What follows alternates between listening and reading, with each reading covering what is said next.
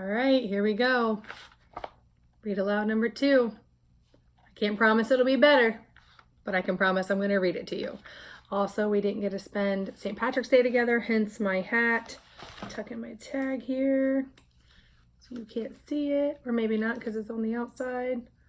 But I did buy this to wear to school, and I thought maybe you guys would appreciate it. It's a headband thing. Looks like my little leprechaun hat.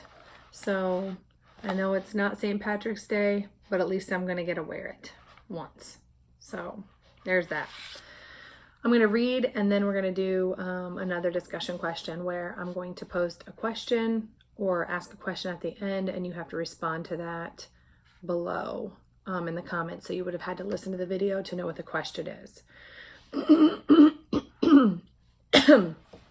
So I'm going to try to read from a different spot in my house every time I read, just to make it a little bit more interesting. I hope you guys aren't making fun of my videos. I'm going to get better, I promise. Okay. I also don't like that my camera's up here and not down here, but we'll see. Okay, here we go. I think where we left off was little Ann would jump and bounce and try to get old Dan to play, but the solemn old boy just jogged along, heedless of everything. You know, Papa said, she don't even act like a hound. She's bouncing and playing all the time. Why, she acts more like a little pup than a hound. Yeah, I know, I said. I've noticed that myself, but you know one thing, Papa? She's the smartest dog I've ever seen. Why, some of the little things she does are almost unbelievable. Yeah, I know, said Papa. But still, it's strange. Very strange. There's only one thing wrong with her, Papa, I said. Yeah, what's that? He asked. You won't believe it, I said. But she's gun shy. Jackie's awake. Let's just hold that. I'm going to go get him. So we're back. Sorry, I've got a clan here. Okay. This slip on her is like kind of gross. Okay. All right. It says, gun shy? How do you know she's gun shy? Papa asked. I didn't know it for a long time, I said, until one day when I was hoeing corn down in the field by the old slough. Oh, this is my book. No, this is Mommy's book. I love that book. Oh, you do? She and old Dan were digging in the bank after a groundhog. Across the river, some fishermen started shooting a gun. It scared little Ann, and she came running to me, shaking all over. Oh, Papa said, maybe you just thought she was scared. No, I didn't, Papa, I said. It was happening again up at the store one day. Grandpa shot at a chicken hawk, and when the gun went off, it scared her half to death. No, she's gun shy all right. Oh, well, Papa said, that don't mean nothing. A lot of dogs are afraid of guns. I know, I said, but you wouldn't think she would be that way. I believe if I had a gun of my own, I could break her of being gun shy. Papa looked at me. He said, from what your mother says, you won't be getting a gun for some time yet. Yeah, I know, I said. When we reached the store, we saw the team was already hitched to the buggy and standing in front of the store. Grandpa loaded the tent and several boxes of groceries. I never seen him in such a high spirits. He slapped Papa on the back, saying, I'm sure glad you could go with us. It'll do you good to get out once in a while. Papa laughed and said, it looked like I had to go or have everyone in the family mad at me.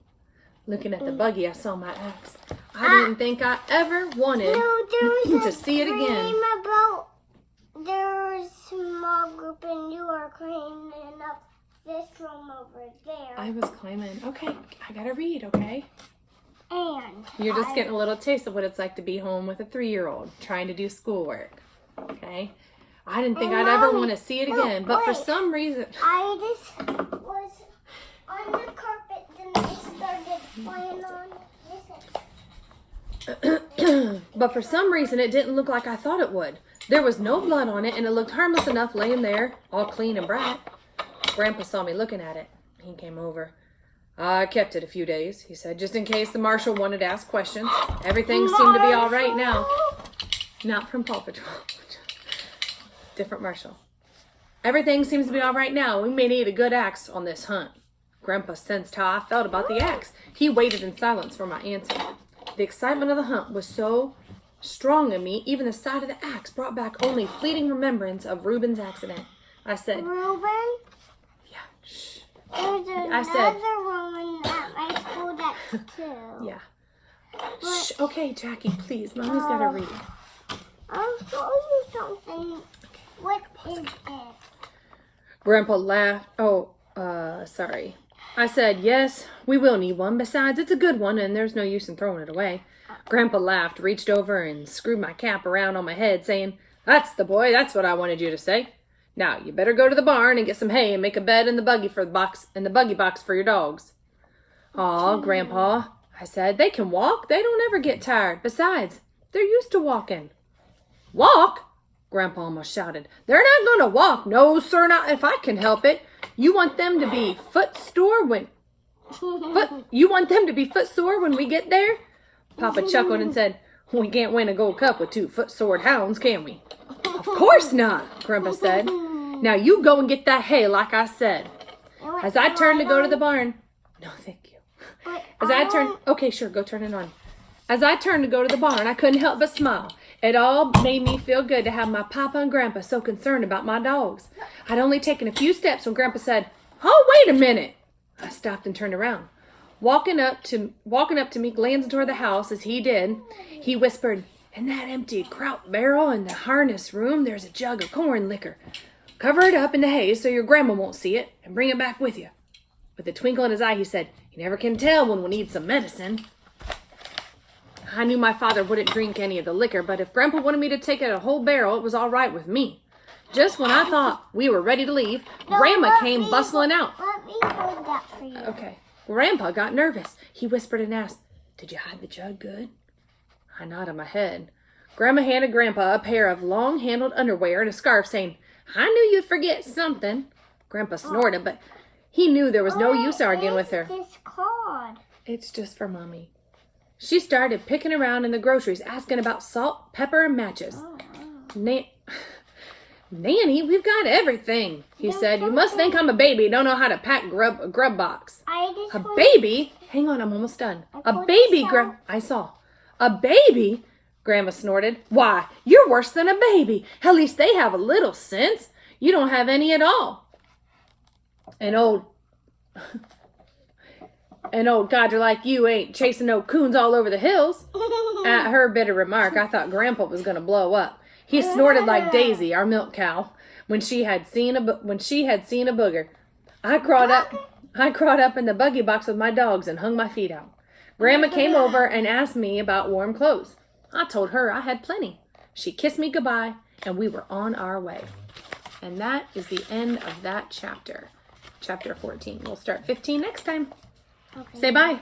You say bye? Bye. See you later. See you later. Let me. Go ahead.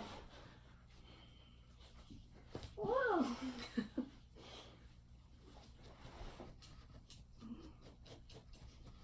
Oh. Is that how it goes? The band goes in front of Mommy's ears? Yeah. I think it goes behind. That kind of hurts. Okay? All right. Mommy's going to read. You want to sit with me while I read? No? Sit back so I can read. I'm big. You're big, yeah. Hey. My head is big now. Yeah. Mommy's going to read, okay? You want to sit with me? I'm really crazy. Okay, let's pause it again. Well, the dog wants to hear something.